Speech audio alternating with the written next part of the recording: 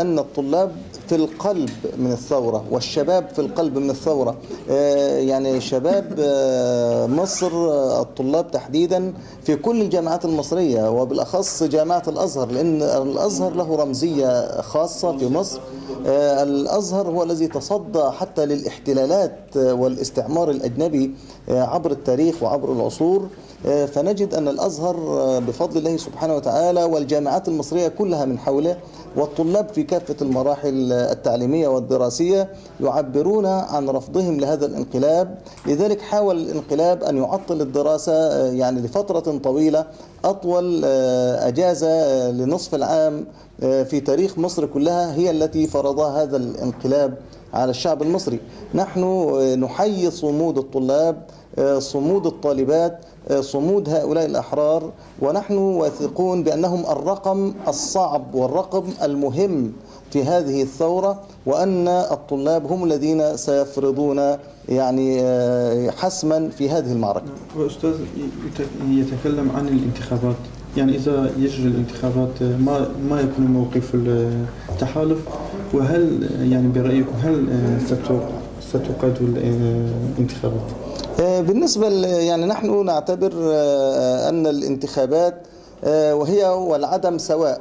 هؤلاء لم يحترموا إرادة الشعب الذي عبر عن انتخاب رئيس شرعي منتخب، ولا عن انتخاب استفتاء على دستور أو انتخاب مجلس شعب أو شورى. هؤلاء لا يعترفوا بالنتائج، هؤلاء يعترفوا بنتائج الانقلاب والتزوير والاستبداد وتغييب إرادة الأمة. كيف ينقلبوا على إرادة الأمة وعلى الصندوق الانتخابي ثم يريدوا أن يعطوا أنفسهم شرعية بالانتخابات؟ فهؤلاء يعني ينتخب السيسي أو لا ينتخب، هو قائد الانقلاب، هو ساقط الشرعية، هو فاقد الشرعية. يعني بيقول لك الحق ما شهدت به الأعداء.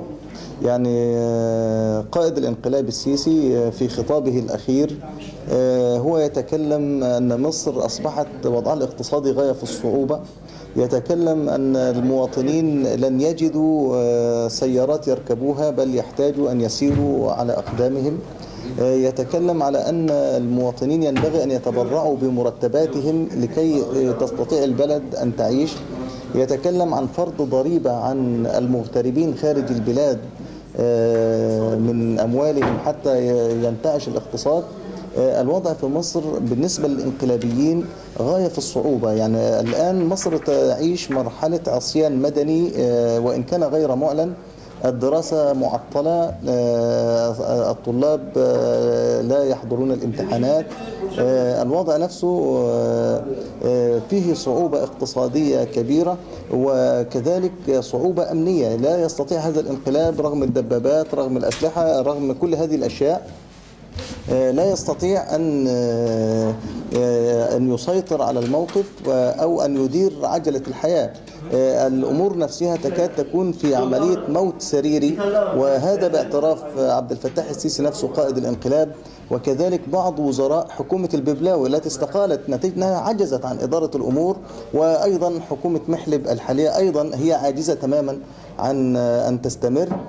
نحن على يقين جازم أن الثوار الآن هناك صمود، هناك ثبات، هناك إصرار على الانتصار، ده أمر يعني منتهي.